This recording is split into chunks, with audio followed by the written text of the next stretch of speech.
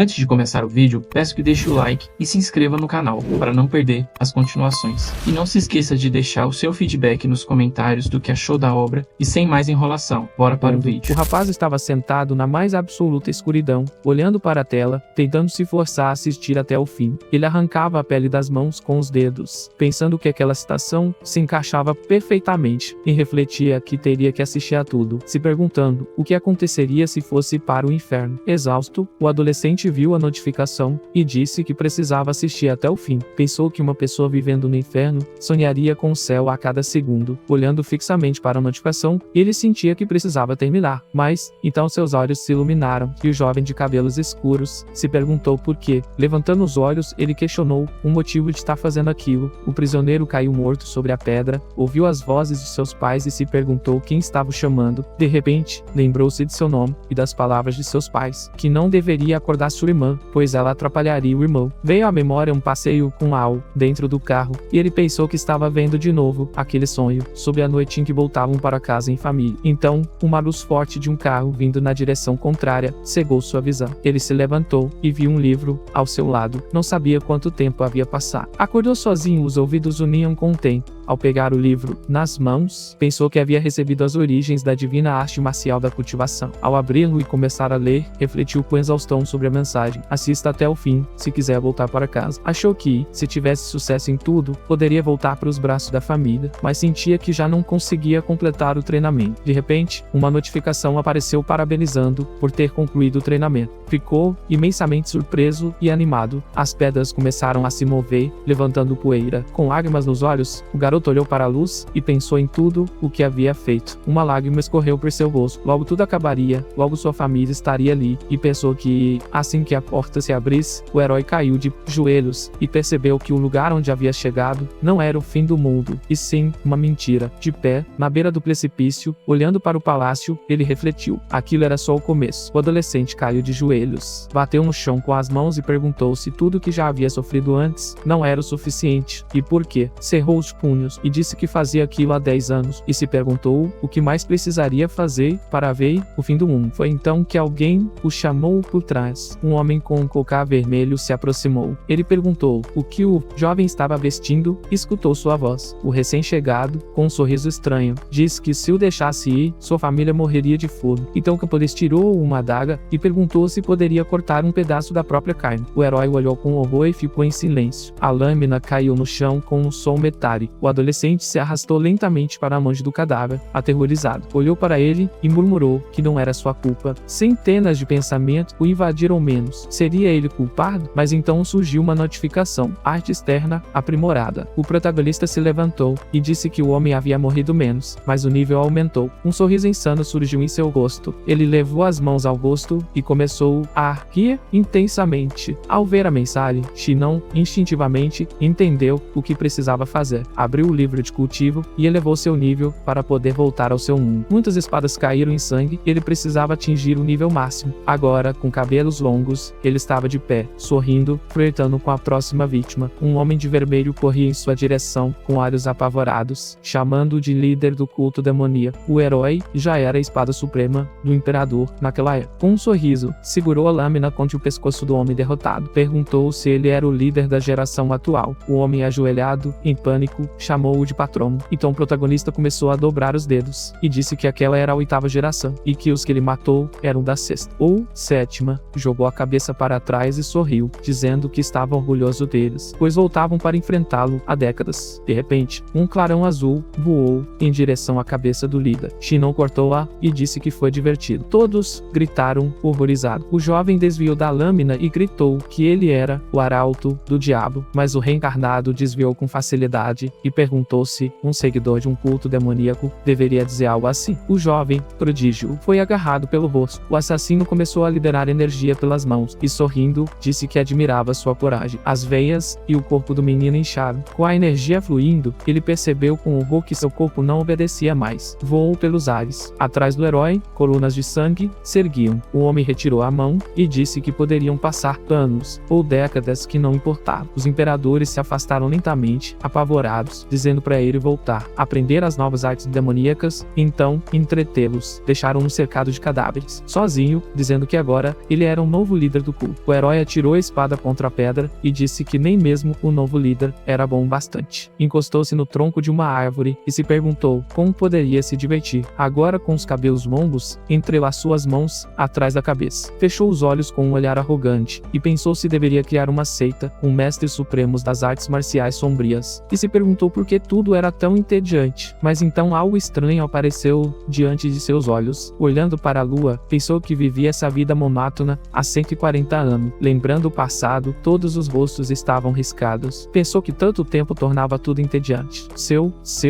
único desejo agora era ver a morte do mundo. Já não conseguia se lembrar dos rostos de sua família. O céu nunca existiu para ele, e todos os dias viveu como se estivesse no inferno. Havia melancolia nos olhos de Shinon. Pensou, já chega, está na hora de acabar. Mas então, uma notificação apareceu, surpreendendo-o. Estavam escritas as características e os parabéns por atingir o nível máximo. Os requisitos haviam sido cumpridos, as restrições foram removidas, e agora ele poderia retornar à Terra. O homem de cabelos longos não demonstrou emoção. Perguntou por que isso aconteceu. Depois de tantos anos, segurou a cabeça e começou a rir, pensando que agora sentiam pena dele justo, agora que ele havia desistido. Mas então, o fogo voltou aos seus olhos. Com um olhar ameaçador e um sorriso, perguntou, estão me desprezando? A ascensão divina começou. Energia começou a cercá-lo. Ele perguntou se isso significava que havia atingido o nível divino. Disse que era estranho. No começo, sem expressão, declarou que deveria se libertar dos desejos terrenos, pois agora era uma divindade. Se perguntou se algum dia em sua vida havia sentido tantas emoções. Os rostos, sem forma de sua família, surgiram em sua memória. Pensou que talvez já estivessem mortos. Já fazia tanto tempo, e ele há muito perdera o desejo de voltar ao seu mundo. Seu coração estava consumido por vingança, menos era tudo o que lhe restava. Logo após, uma nova notificação apareceu, oferecendo-lhe a chance de retornar ao seu mundo. O protagonista liberou ondas de energia imensa e declarou que mataria quem fez aquilo com ele. Fragmentos de terra voaram, e ele imediatamente repetiu, eu vou matá-lo. Ele repetia isso enquanto ficava no fluxo da transição astral. A esfera que bloqueava sua visão o envolveu. Seus olhos brilharam. A esfera começou a espalhar terra e pedra, e Shinon declarou que quem quer que fosse, ele o mataria pessoalmente. Um pilar surgiu acima da paisagem. Um clarão repentino iluminou tudo. Um imenso pilar de energia ergueu-se no centro da floresta. O homem de cabelos longos começou a se desfazer e pensou sobre seu título e o fato de estar ali há 140 anos. O fluxo de energia se estendia para o céu, e o momento de retornar à Terra finalmente havia chegado. Era 2011 na Terra, mesmo antes do acidente. A deusa se dirigiu a Tolo e disse que o dia em que os pesadelos se tornariam realidade já estava próximo. Um portal verde, vindo do vazio, se abriu. Uma mulher bela juntou as mãos e declarou que a humanidade precisava evoluir. Muitos olhos observavam pela fenda, e ela continuou dizendo que aquilo era uma ordem para combater o pesadelo. Um enorme demônio fugia sob seu próprio exército, e a deusa prosseguiu, dizendo para não perderem as bênçãos que lhes foram concedidas. De algum lugar em um mundo paralelo, alguém disse que finalmente havia começado. Um homem acorrentado sorriu e disse que devia estar esperando por aquilo. Em 2025, na Coreia, na masmorra do Lobo Vermelho, alguém preparava uma flecha, carregando-a com mana. Uma garota de cabelos escuros puxava a corda do arco com os dentes cerrados. Uma matilha de lobos perseguia o homem. Um dos lobos abriu a boca e exalou um hálito pútrido, mas a garota conseguiu atirar, usando a habilidade do arqueiro. O homem em fuga se virou e viu vários monstros derrotados. Ela segurava o barco com os dentes cerrados, e todos a chamaram imediatamente. Ela desceu do alto e disse que estava aliviada por não ter chegado tarde demais, pedindo que saíssem rápido. O homem resgatado sorriu para ela, mas o monstro restante o mordeu por trás e dilacerou seu ombro. A comandante se virou e gritou para ele fugir. Horrorizada, ele caiu morto no chão. Sua mão tremia. Quase toda a equipe foi exterminada pelos monstros. Muitos agonizavam, enquanto as feras o sinalizavam. A garota de cabelos escuros se protegeu com a mão e pensou que tudo estava perdido, que aqueles lobos não tinham fim. Seu arco estava prestes a se quebrar, e ela pensava que logo se juntaria aos criadores. Nesse instante, os monstros correram em sua direção,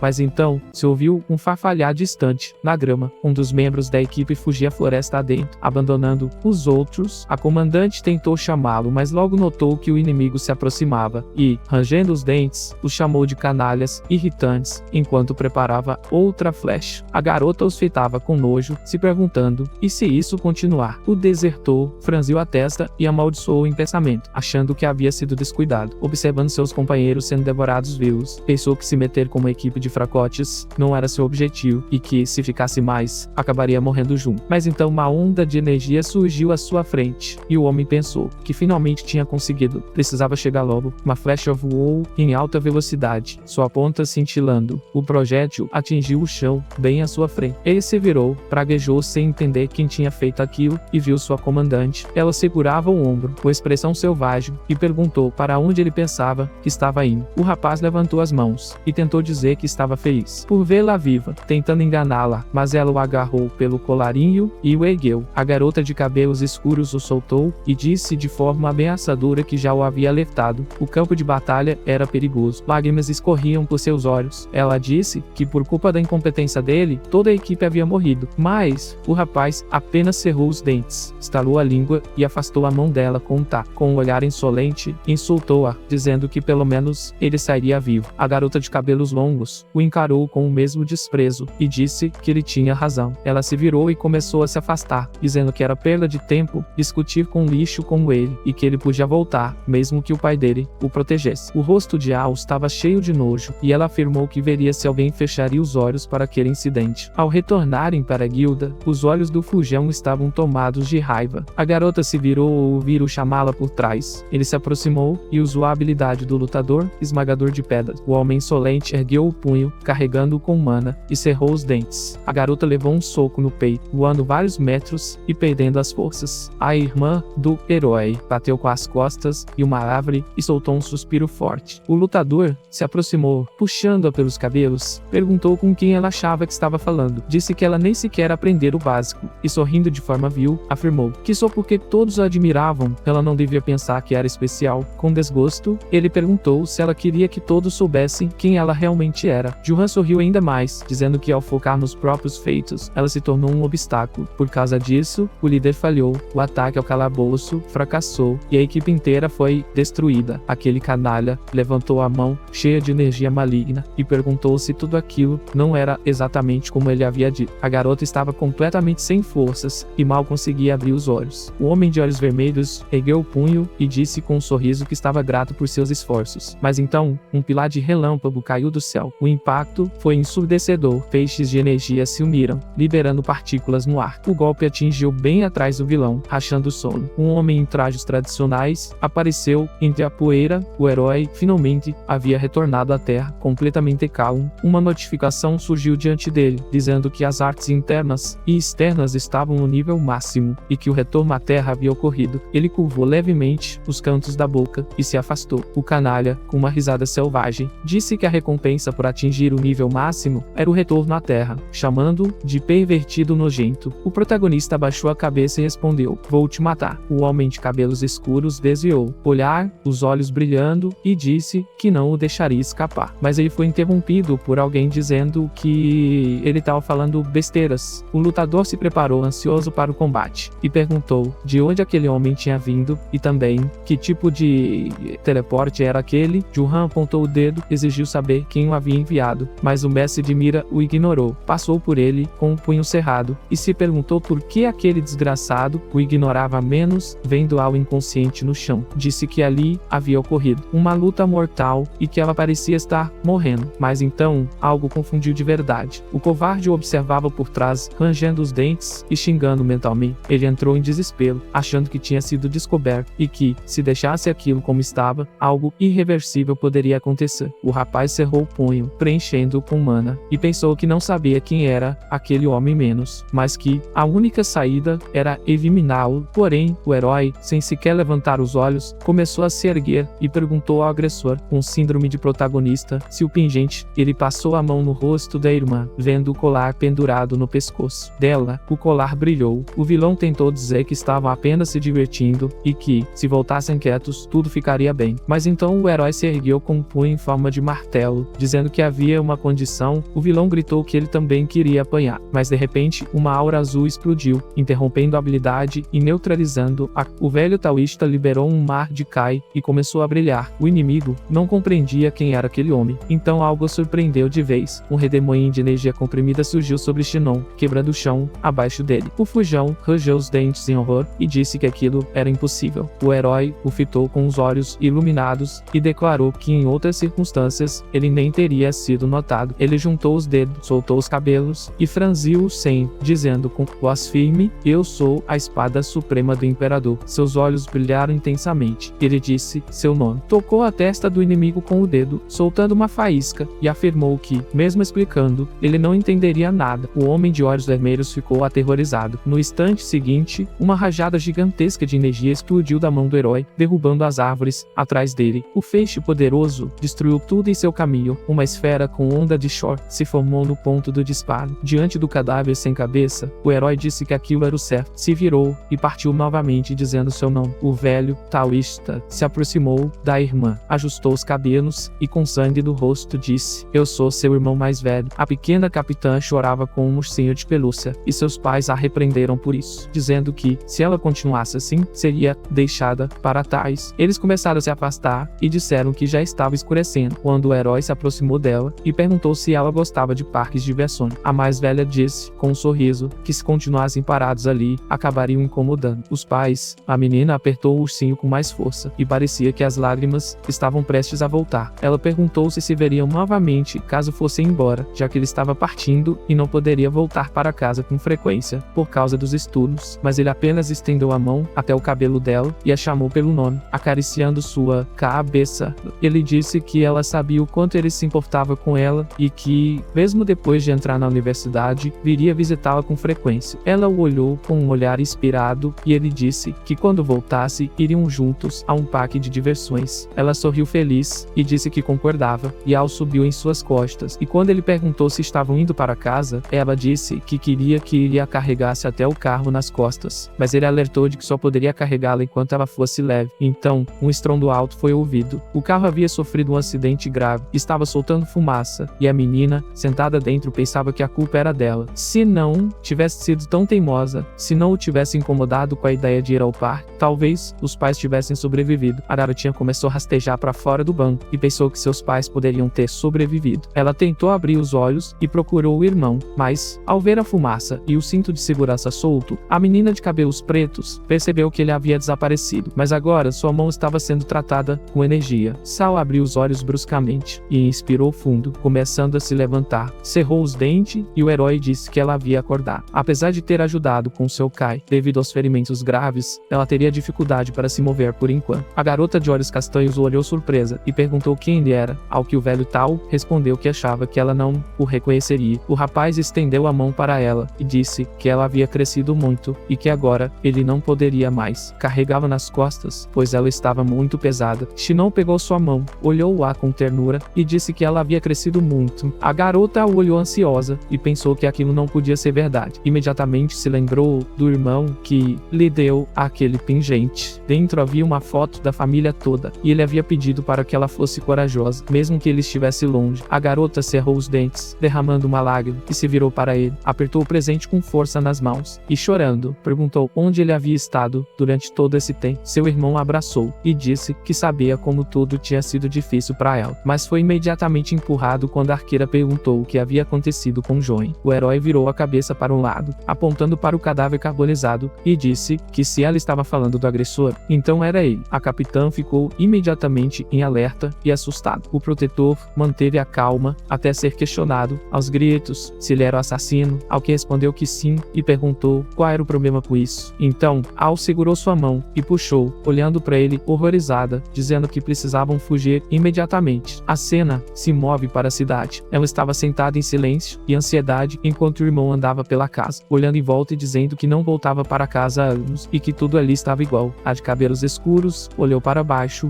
ansiosa, e disse que estavam com grandes problemas e que o diretor viria atrás deles. Ela imaginou um homem com uma espada de 2 mãos ao fundo e disse que ele era o diretor da guilda deles e pai do canalha assassinado. Ela explicou que ele já havia feito parte de um grupo criminoso e que sua crueldade e impiedade eram notórias. A arqueira visualizou o rosto daquele homem assustador, sorrindo, e disse que, além disso, ele era um dos 11 caçadores de mais alto escalão da Coreia. Seu celular marcava 9 horas, e ela comentou que havia perdido muito tempo após desmaiar, se perguntando como faria para relatar a situação, e presumiu que o pai do canalha já soubesse da morte do filho. Sal olhou para baixo e disse disse, cheia de ansiedade, que ele suspeitaria dela, já que era a única sobrevivente. Mas então, o herói se aproximou e perguntou se era isso que a preocupava. Ele passou a mão no cabelo dela e perguntou com um sorriso se estava sendo difícil, sugerindo simplesmente matar Kanga, mas logo começaram a puxar suas bochechas. Enquanto a espada suprema do imperador falava sobre seu título e conquistas, ela disse que precisavam propor algo mais realista. A bela garota bateu palmas e disse que, primeiro, aquela pessoa era nível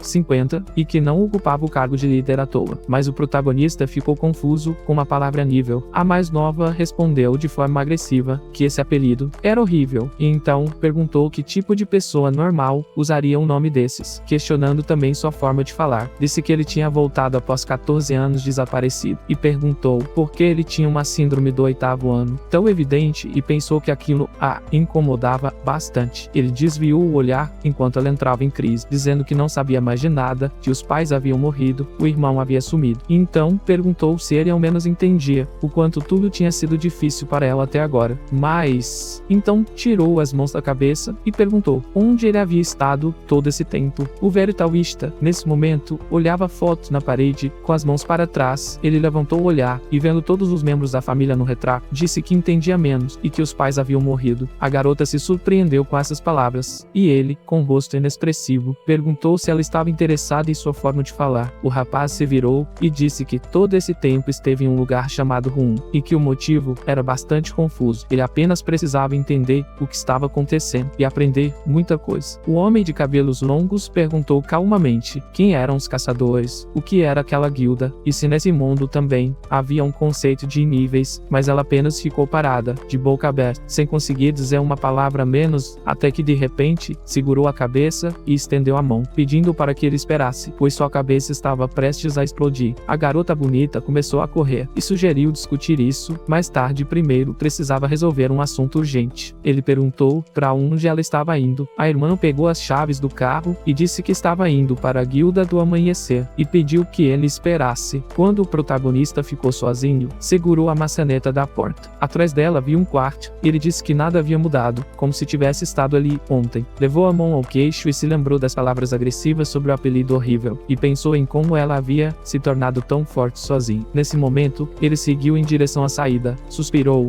e disse que precisava se tornar um bom irmão mais velho, coisa que nunca foi durante todos esses anos. Coçou o queixo e pensou onde estaria Kanga e se deveria procurá-lo primeiro. Mas então um estrondo foi ouvido na porta, menos que foi arrebentada. Vários homens com olhares agressivos estavam atrás dela. Um deles estendeu a mão à frente, criando um círculo mágico e um projétil. Um sorriso selvagem apareceu em seu rosto. À passagem estava o diretor e seus 2 filhos. Um deles entrou e perguntou ao herói onde ela estava, mas ele apenas o olhou com nojo e disse que tipo de canalha ele era. Diante dele estava um velho de cabelos grisalhos, com olhar furioso, que perguntou onde estava sua irmã. Nesse momento, um carro chegou à sede da guilda. Al estava parada em frente ao prédio principal da sua organização e pensava que veio direto para lá, mas algo estava errado. Tinha uma expressão confusa e se perguntou se o diretor havia agido e o que aconteceria se fosse pega ao entrar no prédio. Outra garota andava atrás dela e a chamou, enquanto ela pensava em quem poderia pedir ajuda. A garota de cabelo rosa se aproximou com um sorriso e perguntou o que a havia trazido ali naquela hora. Disse, com certa desconfiança, que achava que ela tinha ido à missão com a equipe de Jan e perguntou se algo havia acontecido. A garota de cabelos pretos permaneceu ali, extremamente confusa. Ela se enrijeceu e pensou que era vice-diretora, olhando para a recém-chegada com desconfiança. A irmã do herói achava que era uma das 4 caçadoras mais fortes da Coreia do Sul, conhecida por sua firmeza e senso de justiça. Por isso, era difícil entender o que ela estava pensando, e ele se perguntava se podia realmente confiar nela. Ela cruzou as mãos e pensou que aquela era sua única chance, então decidiu revelar quem realmente era. Nesse momento, o pai do vilão e seus filhos estavam na casa dela. O herói baixou a cabeça de forma ameaçadora e perguntou como ousavam fazer aquilo. Em seguida, levantou a cabeça, apontou o dedo para eles com desgosto e perguntou se os pais deles não tinham ensinado que não se deve arrombar a porta da casa dos outros. Mas logo depois perguntou o que deveriam ter feito e sugeriu que o educado seria bater na porta. O jovem espadachim começou a se debater enquanto era segurado e xingava o protista, enquanto seu pai pedia que se calasse. O velho olhou com agressividade e disse que não se importava com quem ele era. Repetiu a pergunta sobre a irmã, mas ele apenas lançou um olhar ameaçador e perguntou perguntou se estavam à sua procura, por causa da morte de seu filho. Foi então que o velho taoísta enfureceu o diretor, ao dar um sorriso sarcástico e afirmar que tinha sido ele. Os espadachins, adultos, fugiram de imediato, liberando energia. Naquele momento, Sol conversava com a vice-diretora, que perguntava se o irmão dela realmente havia voltado de Mirum. O herói reuniu Mana no corpo. Seus olhos brilharam, e ele disse que era assim que as coisas deviam ser, e pediu que mostrasse do que eram capazes. O berserker avançou imediatamente, com sua lâmina tomada pela fúria. O protista foi ao encontro dele, sem hesitar, e com um sorriso no rosto. A garota de cabelo rosa, com um leve sorriso, disse que devia encontrá-lo agora. Uma onda afiada de energia vermelha surgiu, mas Shinju a evitou facilmente com um salto. Ao observá-lo, franziu a testa e percebeu que a espada estava imbuída de algum poder misterioso. A aura e a energia da lâmina eram diferentes. O homem de olhos castanhos os observava calmamente e pensava que suas origens eram distintas. Se perguntava se aquele era o método dos chamados caçadores que sua irmã mencionara. Lembrou-se do homem de olhos vermelhos que havia derrotado seu parente. Pensou que aquele cara também usava um poder estranho. O velho taoísta sorriu, de forma astuta, e disse que aquilo era digno de estudo. O velho começou a brandir a espada como se tivesse perdido o juízo, cerrando os dentes. Golpeou repetidamente, com posturas diferentes, usando a técnica de guerreiro chamada golpe consecutivo. Mas o protista não era tão simples, menos apenas desviava dos ataques com o próprio corpo. Então, o diretor desferiu mais um golpe, e a espada foi parada com um som metálico. Shinju abaixou a mão e disse que entendia que o visitante indesejado estava confuso, afirmou que seu nível correspondia ao ápice das artes marciais, e confessou estar sinceramente impressionado. Cerrando os dentes, pensou que aquilo era loucura, menos como era possível fazer tal coisa com as mãos nuas. O herói segurou a lâmina, pela lâmina mesmo, e enquanto pensava que estava sendo pressionado, disse que existiam pessoas como ele. O protista afastou a arma, e com olhos brilhantes, e um sorriso, perguntou se havia 10.000 como ele na Coreia. Seus filhos avançaram com suas armas preparadas, mas foram empurrados instantaneamente pela energia, e o reencarnado sacudiu os restos do ataque, pedindo para que não interferissem. Atrás dele, alguém preparava um feitiço, mas então, ele notou um estranho clarão de fogo. Ficou surpreso ao ser atingido pela habilidade do mago, uma bola de fogo. O diretor e seu filho esperaram, achando que tudo havia acabado. Mas o jovem espadachim disse que aquele era o fim. Enquanto o protista ainda estava em chamas, ele ergueu a espada para atacar e avançou. Quando a lâmina chegou à garganta do herói, ele a segurou com as mãos e disse que estava melhor, tornando-se ainda mais sinistro. Quebrou a lâmina e disse que estava melhor do que esperava. Isso horrorizou o atacante. Shinju liberou sua aura esmagadora, arremessando longe. Ferido, o espadachim recuou, enquanto o herói puxava o braço para trás e se perguntava o que havia de errado com aquele canalha. Ao observar o homem calmo, de cabelos longos, ele se perguntou quem era. O reencarnado olhou para o chão e pensou sobre o que sua irmã havia dito, que ele havia desaparecido por 14 anos. Observando os oponentes, o velho taoísta pensou que o nível dos três nas artes marciais havia atingido o auge, um nível que exigia não apenas técnica e milênios de experiência, mas também talento inato e excepcional. Então, se perguntou se a humanidade havia alcançado o nível do povo Mima em apenas 14 anos. Ao olhar pro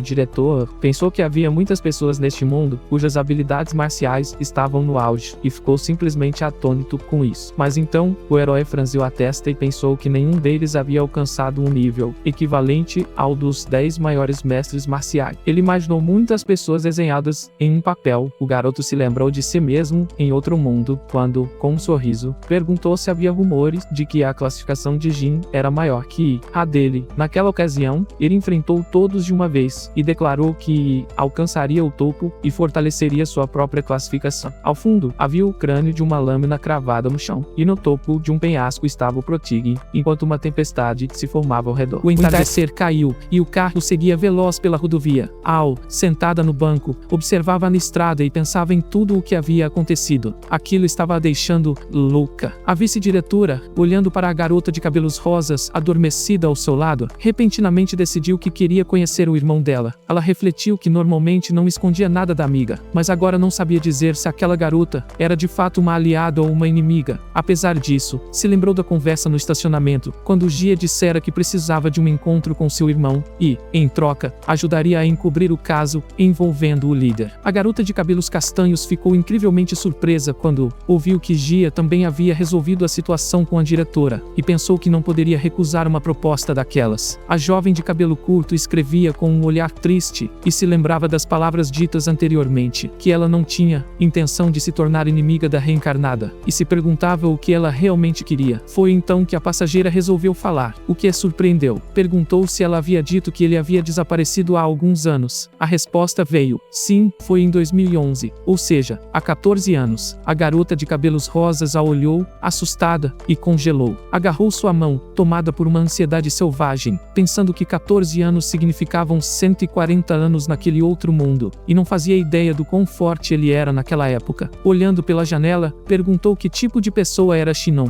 A resposta veio serena. Ele era gentil e bondoso. A garota de cabelos longos baixou os olhos e, sorrindo, completou que ele também era muito bom nos estudos. Quando voltou a perguntar, Unal levantou a cabeça e disse que ele havia conseguido entrar na Universidade 20 sem precisar de tutor. Ela então presumiu que ele era um verdadeiro gênio, mas a arqueira disse que, embora fosse inteligente, o mais importante era outra coisa. Sorrindo, disse que o irmão era incrivelmente persistente e teimoso, e que sempre levava qualquer coisa que começava até o fim. Nesse momento, o herói apontou para o mago e se dirigiu a ele. Ficou parado calmamente, enquanto o espadachim se aproximava por trás, prestes a atacar. Disse que o mago possuía um poder que nunca havia visto, ou sequer ouvido falar em Miraim, e pediu para ele usar aquela energia estranha novamente. No instante seguinte, o Proteus lançou seu punho, despedaçando o rosto do guerreiro, e ordenou que não interferisse, pois ele simplesmente não tinha interesse nele. O feiticeiro, horrorizado, começou a reunir gelo dos círculos mono, cerrou os dentes e tentava recuperar o fôlego. Shinon, com facilidade, rebateu o projétil e comentou que já havia visto milhões de truques como aquele no Palácio de Gelo do Mar do Norte. Ele então ergueu a mão, preenchendo-a com frio, e voltou a se lembrar do palácio. Várias cabeças de dragão feitas de gelo surgiram, bocas abertas, prontas para atacar. O mago foi transformado em um bloco de gelo, e ele disse que era algo como aquilo. O homem do escudo começou a fugir como um covarde, implorando por sua vida, mas não conseguiu sair do apartamento. Presumiu que fosse uma barreira, pois a saída estava bloqueada. E então, sua cabeça foi perfurada por um feixe comprimido. O diretor olhou, horrorizado, para o corpo do filho morto. O herói declarou que ele era o escudo que deveria protegê-los pela frente, e perguntou como ousava virar as costas e fugir. Então, o Proteus soprou o dedo, aterrorizando o velho. Olhou para ele com um sorriso, e disse que bandidos não se importam muito com lealdade. O espadachim o encarou com pavor, refletindo sobre o uso de magia de gelo e de barreira, e suspeitou que ele pertencesse ao sistema dos magos. Mas também pensou que um mago comum não conseguiria bloquear seu golpe. Abaixou a espada, confuso, pois apesar da batalha, o apartamento estava intacto, tudo por causa da barreira. O velho exalou, lançou um olhar arrogante e o insultou, perguntando se havia preparado uma armadilha, se sabia da vinda deles e se estava pronto para isso. Mas ele cruzou os braços e disse que havia envolvido aquela área com a espada da mente. Fazia anos desde a última vez que estivera ali. Disse também que não podia sujar o chão daquele lugar, e completou que seria difícil para ele entender o nível de suas ações. Começou então a se lembrar de quando estava no topo do penhasco. O reencarnado o encarava com um sorriso predatório, e disse que, ao entrarem em sua casa, haviam adentrado seu território. O velho começou a reunir energia, insultando-o, e afirmando que o levaria com ele. Seus olhos ficaram vermelhos, e ativou a habilidade Besser. O pai, agora sem seus filhos, gritou com toda a força, e aumentou levemente de tamanho, usando uma explosão de fúria berserker. Shinon, com calma, perguntou então quem era o monstro, e comentou que sua força parecia ter aumentado significativamente, perguntando se ele pretendia morrer para se livrar dele. O diretor em fúria ergueu a lâmina para atacar, gritando, ao máximo. O herói recuou um pouco, com um olhar levemente preocupado. O berserker começou a golpear para todos os lados, tentando atingir o protagonista, mas ele desviava com facilidade. Ao olhar o rosto do oponente, o homem de cabelos pretos pensou que ele havia enlouquecido, e seu temperamento explosivo era típico de um artista marcial. A espada quebrada começou a se erguer do chão,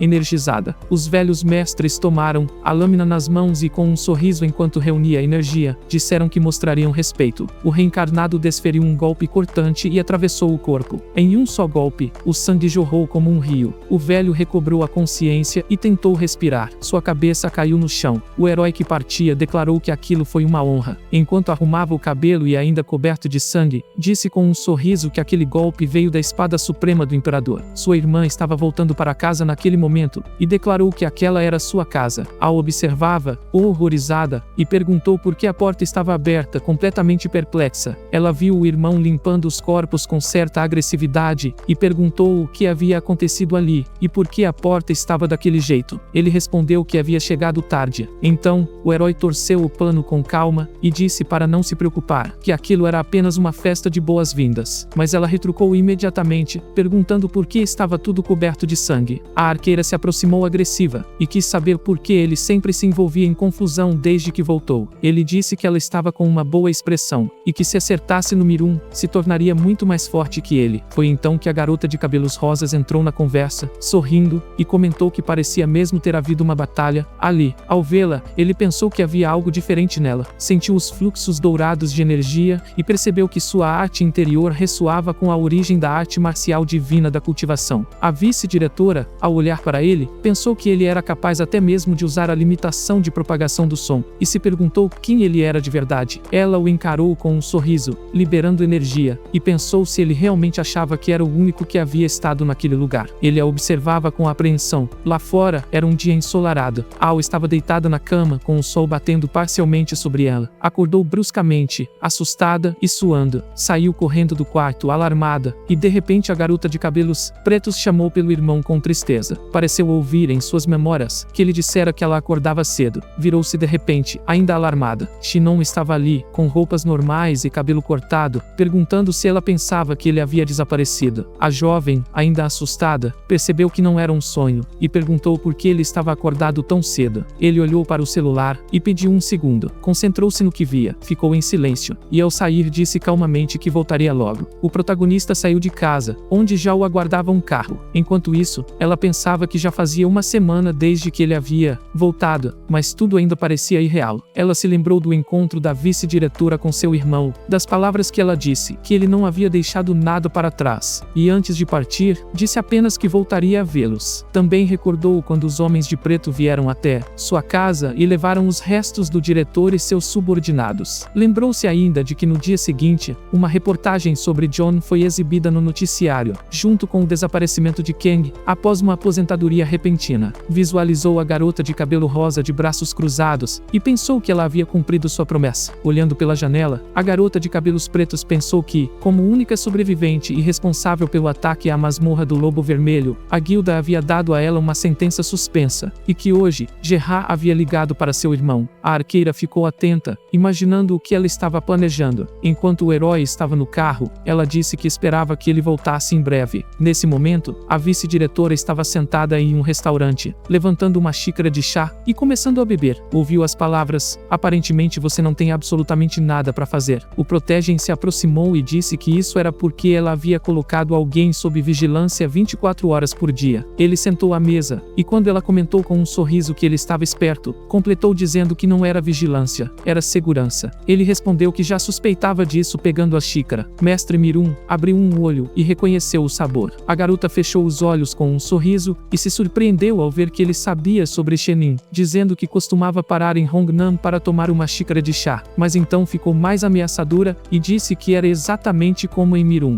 Homem de cabelos escuros a olhou com um sorriso e disse que ela ia direto ao ponto, e ele gostava disso. Ao colocar a xícara na mesa, Ji disse que estava confirmado. Eram 3 pessoas, incluindo os 2 ali presentes. Em seguida, ela imaginou o chefe da guilda do Crepúsculo e o nomeou, explicando que essa organização, junto com a Alvorada, administra a Associação de Caçadores da Coreia, e no momento, há discórdia e hostilidade entre eles. Mas, muito tempo atrás, após estudar a história de Hun, alguns dados vieram à tona. Então, o herói se lembrou imediatamente do seu desaparecimento. Ela continuou, imaginando-o no mesmo penhasco, e disse que, um dia, em 2011, ele abriu os olhos numa caverna estranha, e ao seu lado estava o livro das origens das artes divinas do cultivador. O livro apareceu em todo o seu esplendor, e começou a virar as páginas rapidamente, emitindo energia. Ela imaginou como ele saiu da caverna, como eles, e se encontrou em outro mundo. O protagonista se lembrou de si mesmo escapando do cativeiro, e ela comentou que era igual a todos os outros, decidindo esclarecer se aquilo era verdade. Na mesma hora, ele lembrou das notificações perguntando se desejava voltar ao seu mundo, e da missão de testemunhar a morte daquele mundo. Shinon então, confirmou que era exatamente isso. A vice-líder o olhou calmamente, e disse que ele havia retornado ao seu mundo depois de muitos anos, e esse mundo já estava na era dos caçadores, masmorra e mortos. Ou seria uma piada cruel de forças superiores? Eles não sabem, mas o fato é que esse mundo foi virado do avesso, isso, e a jornada deles até Miramar com certeza estava conectada. O herói ainda a olhava calmamente, permanecendo em silêncio, com um olhar cheio de significado. Quando ela perguntou o quanto ele sabia sobre caçadores e masmorras, ele disse que essas coisas começaram a surgir. Imaginou uma deusa e contou que quando a revelação dela desceu sobre ele aos 14 anos, o sistema de classes e habilidades, não muito diferente dos jogos de RPG que jogavam na infância, passou a existir. Ele imaginou muitos monstros e guerreiros com poderes sobrenaturais, mas então disse que havia perguntas mais importantes. O rapaz a surpreendeu ao perguntar como eles voltaram para a Terra, e, em resposta, disseram-lhe que haviam morrido e retornado após a morte. A garota de cabelos rosados ficou assustada quando ele começou a emitir uma aura sombria e perguntou o que havia acontecido, supondo que ele também havia retornado. A xícara em sua mão se estilhaçou, e o homem de cabelos negros pensou sobre como lhe disseram que precisava testemunhar a morte daquele mundo, e que essa era a condição. Ele cerrou os dentes e lembrou de como até a deusa ficou surpresa. O renascido imaginou um homem acorrentado, e se perguntou se ela sabia quem o havia enviado ao espelho, e por qual razão. O acorrentado sorriu, e ele continuou seu pensamento, refletindo que, assim como a recompensa por alcançar o nível máximo no mundo das artes marciais era retornar à Terra, aqui também deveria haver uma recompensa por atingir o nível máximo de caçador. O herói começou a sorrir de forma vilanesca, e disse que essa recompensa deveria ser a resposta à sua pergunta. Isso, claro, se ela não quisesse perder sua dignidade como deusa. O olho amarelo o olhou com horror, sem conseguir dizer uma palavra, mas então ele olhou para sua interlocutora com arrogância, e perguntou se ela finalmente diria por que o havia chamado, porque havia algo que ela queria. Gerra desviou o olhar, ansiosa, suspirou, permanecendo em silêncio por um momento,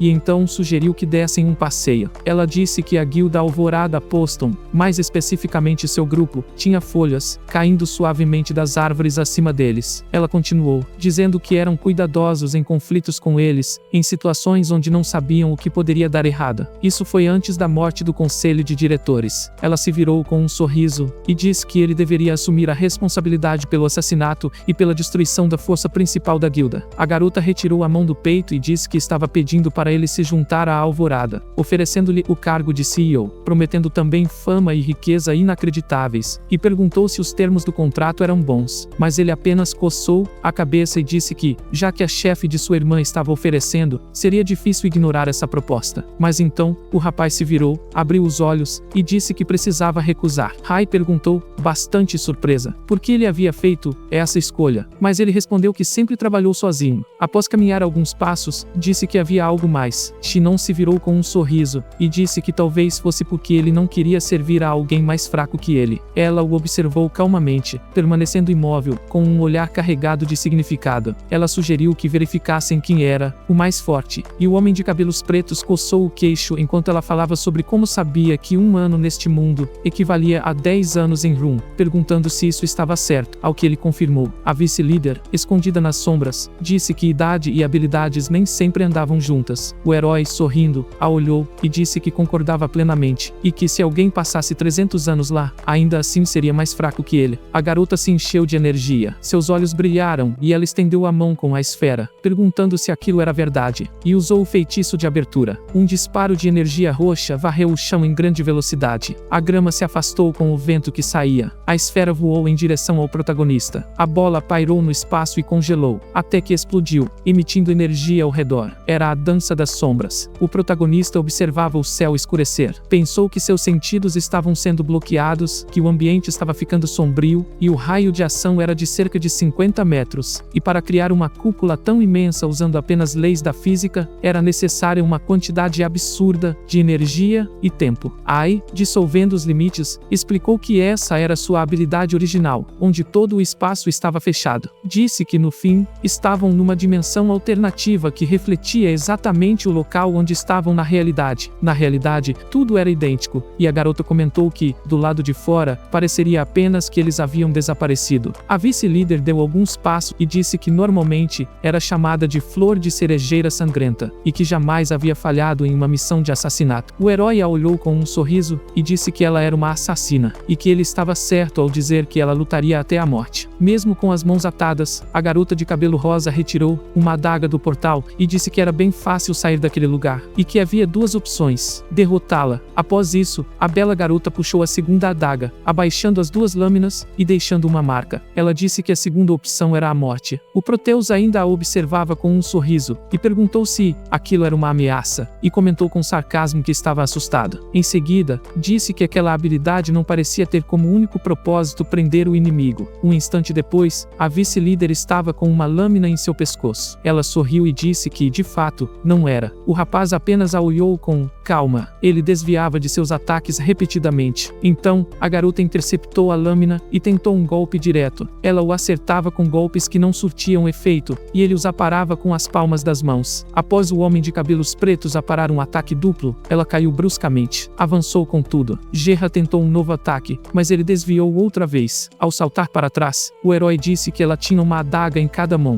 e uma delas estava paralela ao braço, usando um estilo específico. Ao observar sua expressão assassina, o renascido comentou que aquela era a arte marcial do maior assassino de todos, o Mima do Rei Negro. Ela ficou muito surpresa quando ele também disse que aquilo era a luz da lua do caminho sangrento, e mencionou que o rapaz compreendia o estilo. Com apenas um olhar, o Proteus disse com um sorriso que já havia lutado uma vez contra alguém que usava aquele estilo, e na época, era um pouco inexperiente. Tornando-se mais imponente e carregando uma aura, declarou que o matou acidentalmente em um piscar de olhos. A garota de olhos amarelos o olhou horrorizada, em choque. O homem de cabelos pretos permaneceu firme diante dela, e disse que por ela, ser seu laço de rum, permitiria que usasse 3 estilos, e se conseguisse derrotá-lo, ela se juntaria à Alvorada. A garota se tornou mais cautelosa após ele sugerir que aquele estilo fosse considerado o primeiro entre os 3 permitidos. Ele agarrou a adaga. A mulher de cabelos rosados abriu os braços e liberou uma aura que se dispersou no espaço. Disse para ele fazer como quisesse. O herói olhou ao redor e pensou que aquilo era incrível, e mesmo dentro do espaço dela, ele absolutamente não a sentia, como se ela tivesse desaparecido, e se perguntou se aquela era a habilidade do domo. De repente, o protagonista notou muitos clarões acima de si e ficou mais atento. Olhou para o lado com um sorriso, pensando. Subitamente, o rapaz saltou alto, girando no ar. Muitos estilhaços voaram em sua direção, mas logo pararam no ar. Todos os projéteis voltaram ao alvo que já estava no alto. Mas o velho Taos carregou a mão com energia e a ergueu com um olhar impaciente. Ele aparava cada ataque com seus disparos azuis, ainda no ar. O rapaz começou a descê-la, deixando rastros. O renascido ergueu a mão com um sorriso e disse que aquilo era incrível. De repente acenou para aparar outro ataque vindo das sombras. Shinon a olhou com um sorriso e disse que aquele já era o segundo estilo. A garota de cabelos rosados recuou em desespero. Disse que tudo estava exatamente como havia previsto. A garota se endireitou totalmente e declarou que aquele era o mais forte entre os mestres que deixaram este mundo. Aos 150 anos, o herói permanecia distante, e ao chamá-lo pelo nome, ela disse que ele poderia ser considerado seu igual. Então, o protagonista coçou a bochecha ao ser chamado de o mais forte, confirmou que era verdade, e comentou que todos tratavam isso como algo comum.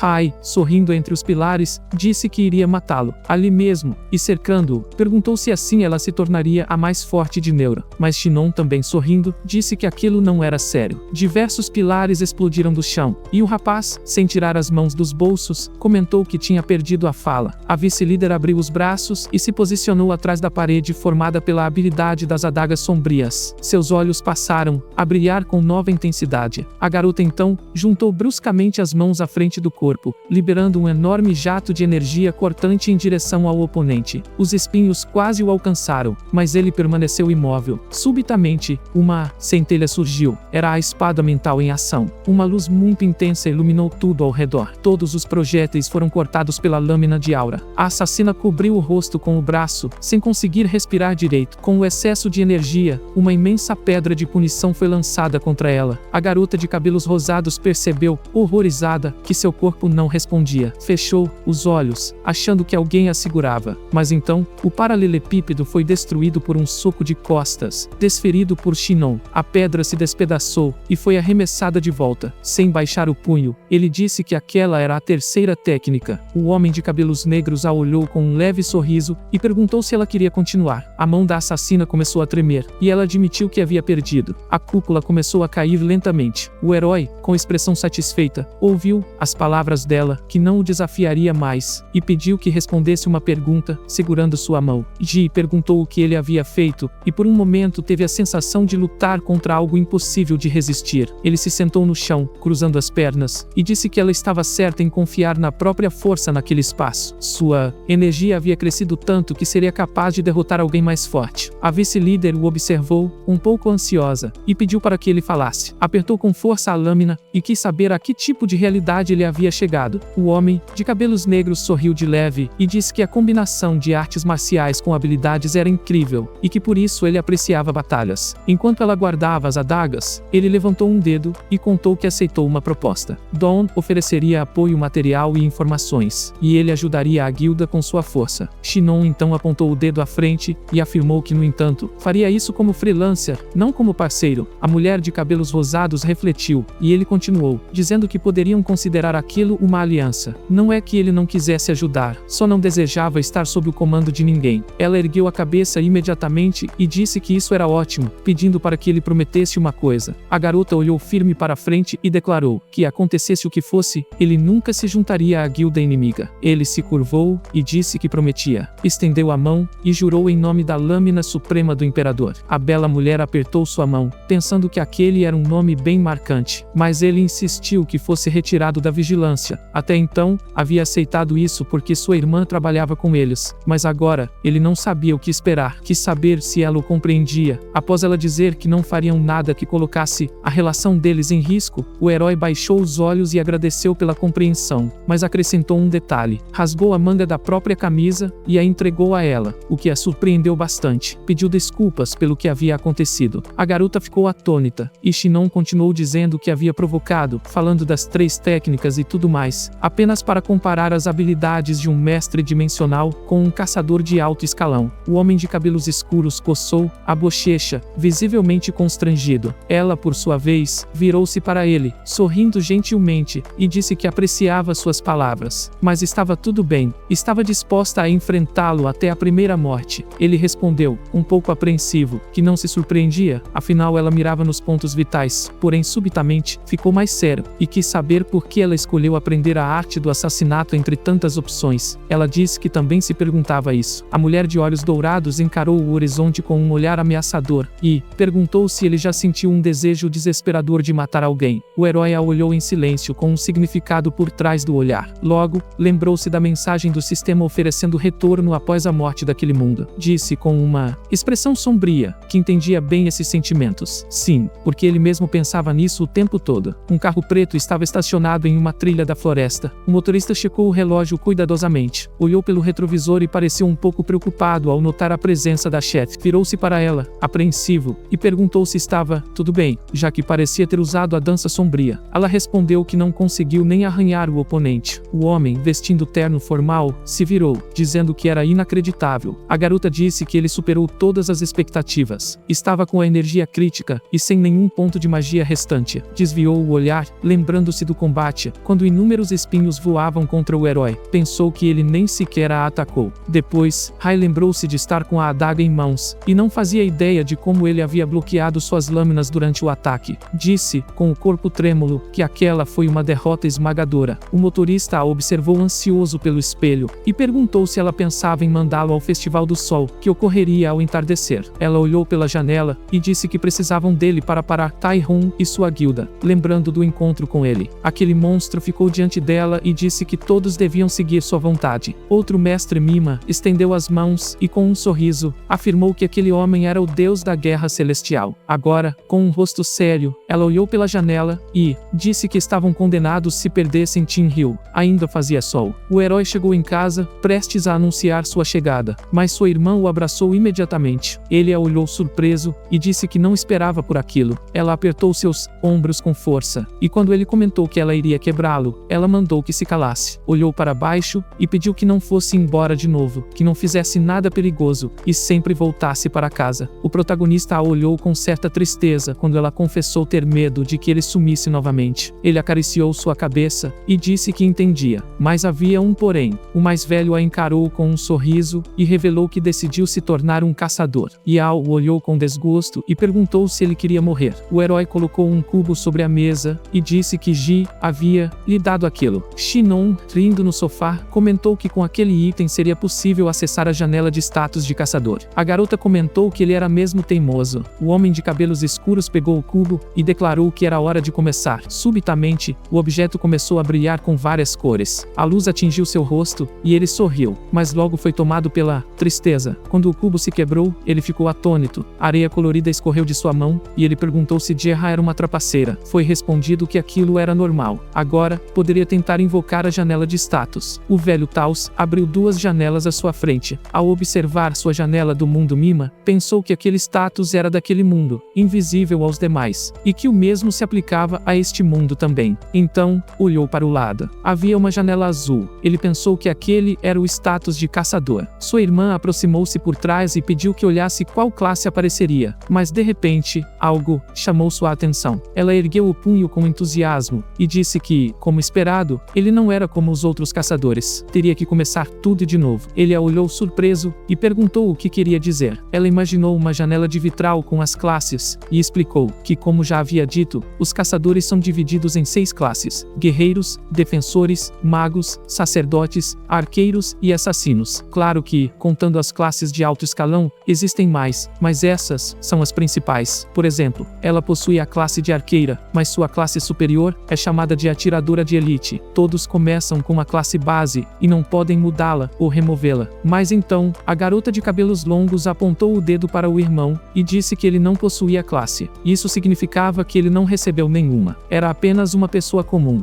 Sal virou-se e disse que mesmo sem classe, uma pessoa também pode se tornar um caçador. Mas o problema eram as habilidades, e ela achou que devia dizer aquilo para que ele desistisse da ideia e abrisse mão. Ela imaginou uma pessoa lutando com habilidades e subindo de nível, e comentou que um caçador precisa ganhar pontos de experiência para evoluir, podendo lutar apenas contra monstros com habilidades, ganhando experiência por isso. Então, a garota astuta imaginou uma pessoa frágil olhando para um cubo, e disse que, ao contrário dos caçadores das 6 classes, um caçador sem classe precisa obter habilidades usando um cubo de habilidades. Imediatamente decidiu assustar o irmão dizendo que a habilidade mais barata, uma técnica de combate corpo a corpo, custava 20.001, e uma técnica de espada, 25 milhões. A arqueira cruzou os braços e disse que caçadores com classes podem ganhar habilidades automaticamente ao subir de nível, mas caçadores sem classe só conseguem isso gastando fortunas constantemente. A garota de cabelo preto se virou e falou com o irmão. Então Sal apareceu atrás dele, e com um olhar aterrorizante, perguntou se ele tinha dinheiro, ao que ele apenas respondeu com um TK. Mas então uma ideia brilhante surgiu. Shinon lembrou de Gerra e disse que tinha um patrocinador que lhe daria dinheiro, ao que a garota virou o rosto e disse que ele não a enganaria. O herói saiu um pouco ansioso, pensando que se não tivesse feito uma aliança, estaria encrencado, mas logo percebeu que esse não era o verdadeiro problema. O protagonista imaginou-se vindo do mundo de Mirum e se perguntou como era possível estar sem classe. Depois, se visualizou naquele momento e questionou se estavam tentando dizer que um gênio como ele, que jamais surgiria novamente na história de Mirum, era um caçador sem talento, e achou isso irritante. A ação se transfere para o Monte Shak, na masmorra de treinamento, onde um coelho pulava. O animal mexia as orelhas, e então, de repente, transformou-se num monstro. Aquela era a masmorra do coelho, e Al disparou uma flecha e o incendiou.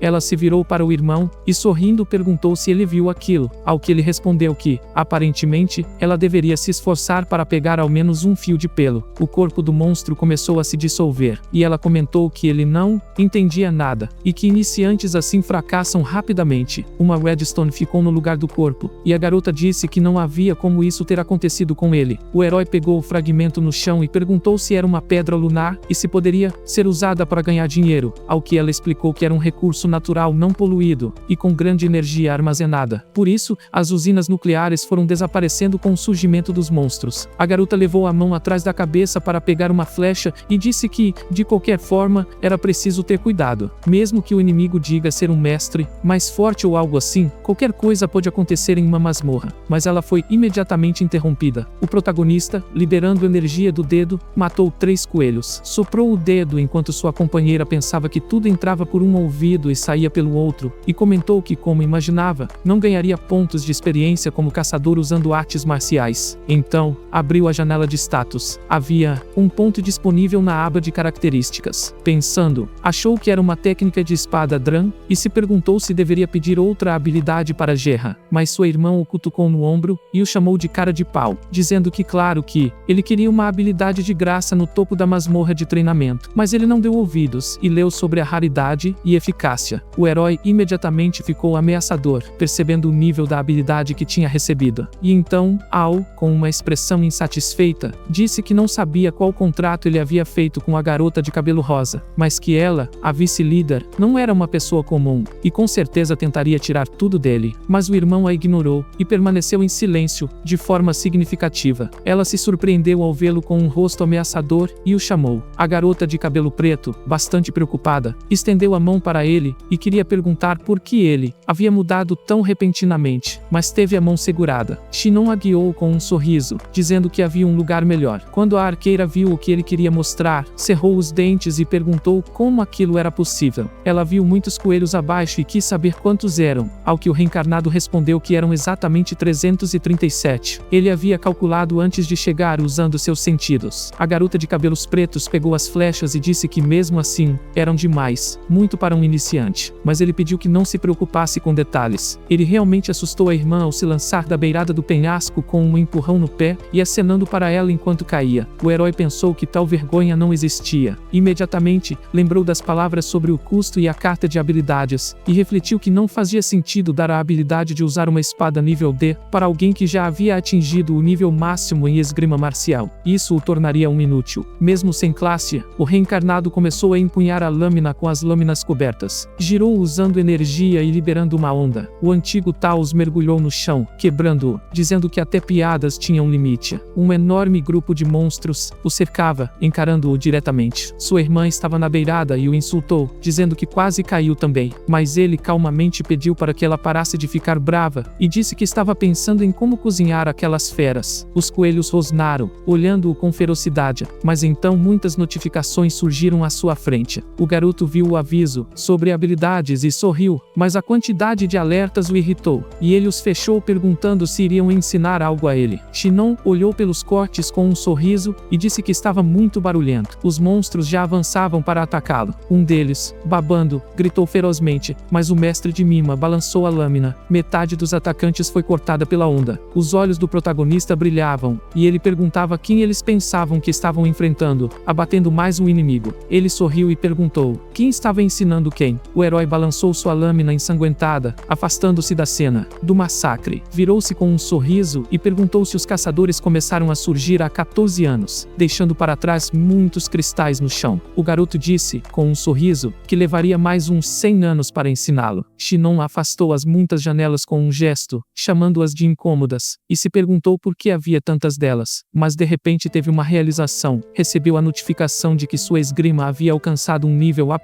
e o herói quis saber o que aquilo significava. Continuava tocando nas notificações, enquanto sua irmã corria até ele, perguntando por que o status estava tão pequeno e como mudar as configurações. A garota o olhou preocupada e perguntou o que ele havia acabado de fazer. O homem de cabelo preto continuava a apontar para as notificações, dizendo que não fazia ideia, pois não sabia inglês, e que sua maestria e todos os tipos de esgrima deveriam estar descritos no sistema, senão haveria falha. Yao o observava com surpresa ansiosa e se perguntava se aquilo fazia sentido, e se era possível obter um nível alto de maestria de uma só vez. Mas de repente, o protagonista notou algo estranho, e arregalou os olhos. Virando-se para ela, baixou a mão com a expressão mais séria e perguntou se era possível ganhar pontos de experiência de monstros, usando apenas uma habilidade passiva que não consumisse mana. Ela respondeu que sim, e quis saber qual o problema. O herói olhou para a janela com um sorriso, e disse que não havia problema algum. Diante dele, havia uma habilidade de energia com alta raridade e maestria. Ele flexionou o punho, inclinou a cabeça de lado, e disse que queria tornar tudo muito mais fácil dali em diante. O reencarnado deslizou sobre a grama. Depois, ergueu o punho para golpear, puxando-o o máximo que pôde para trás. O protagonista avançou, criando uma onda de choque que varreu tudo à sua frente. Sem baixar a mão, declarou que, a partir de agora, usando artes marciais, parecia possível ganhar pontos de experiência como caçador. O rapaz assumiu uma postura ampla, posicionando a perna, e disse que nada podia ser feito, já que os caçadores mais fortes da Coreia eram Hai e Hun, e porque todos os caçadores precisavam ter habilidades originais. E ao apenas o observava com um olhar pasmo.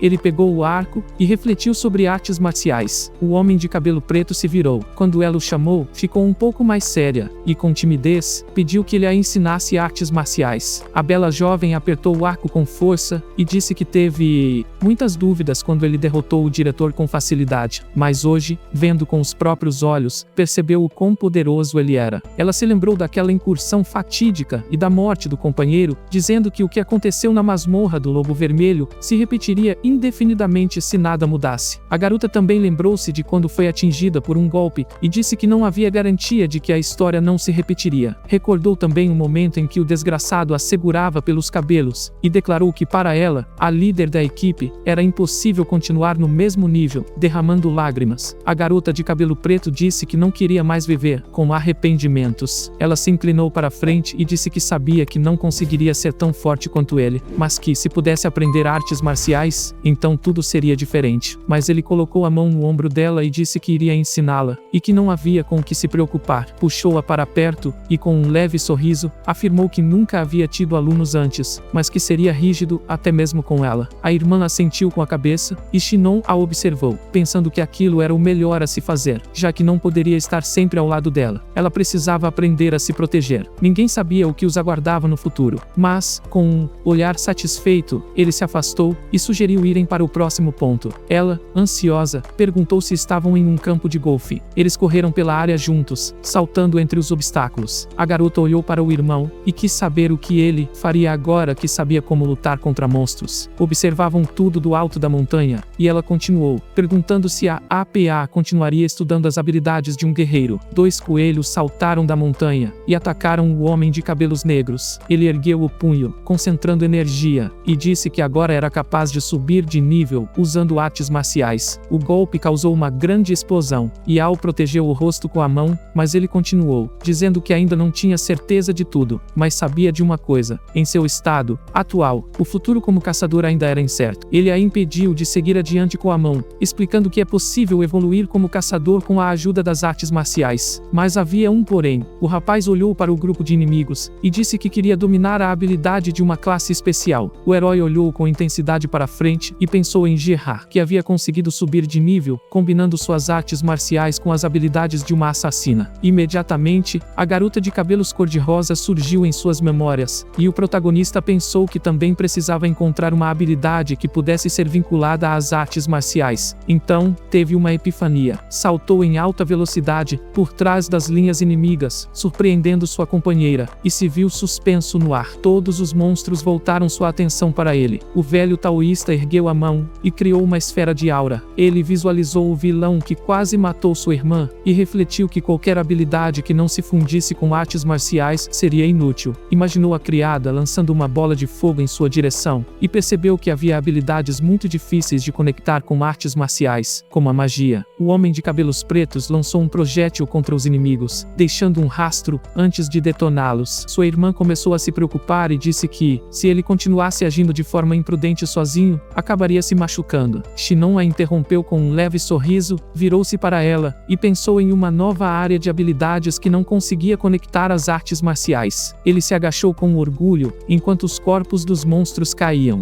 e com um sorriso, disse que se tornaria um Miao. Ela o olhou com um rosto sério, cheia de pensamentos na cabeça. Em seguida, virou-se enquanto ele dançava, ainda sentado, e pensou que não se importava mais com aquilo. O herói sentou-se diante das janelas de status, e refletiu que, após testar o sistema de caçador, agora tinha certeza de que havia uma grande diferença entre as janelas do sistema de Mirum e o sistema dos caçadores. Enquanto isso, sua irmã, preocupada, ficou parada com uma sacola nas mãos, dizendo que agora não havia mais motivos para se preocupar com economia. Ele ficou de pé e pensou que as janelas do sistema de Mirum exibiam apenas os atributos, sem funções especiais, permitindo apenas a verificação do nível e do estado das artes marciais internas e externas. O conhecimento desses atributos era muito útil para quem usava artes marciais. Por outro lado, a janela de status do caçador exibia tudo, desde habilidades até resistência e até mesmo pontos de mana. O rapaz analisava cuidadosamente as informações e pensava que a interface era conveniente para os usuários, com muitas funções e detalhes. A apresentação dos dois sistemas era completamente diferente, como se tivessem sido criados por entidades totalmente distintas, mesmo com capacidades similares. Depois, ele imaginou uma noite em que subia de nível e refletiu sobre sistemas em que se deve lutar contra monstros para obter pontos, com recompensas imediatas, o que estimula o crescimento dos caçadores. E claro, o risco evidente não podia ser ignorado, mas havia um ponto. Ao tomar essa decisão, qualquer um podia se tornar mais forte. O protagonista imaginou um taoísta sob uma cachoeira, seguido de uma batalha, e disse que, por outro lado, o caminho para se fortalecer em Mirum era muito mais lento e perigoso. Treinos intermináveis e com risco de vida eram o único caminho para alcançar a iluminação. E, se não conseguisse suportar, era necessário vivenciar um evento de destino.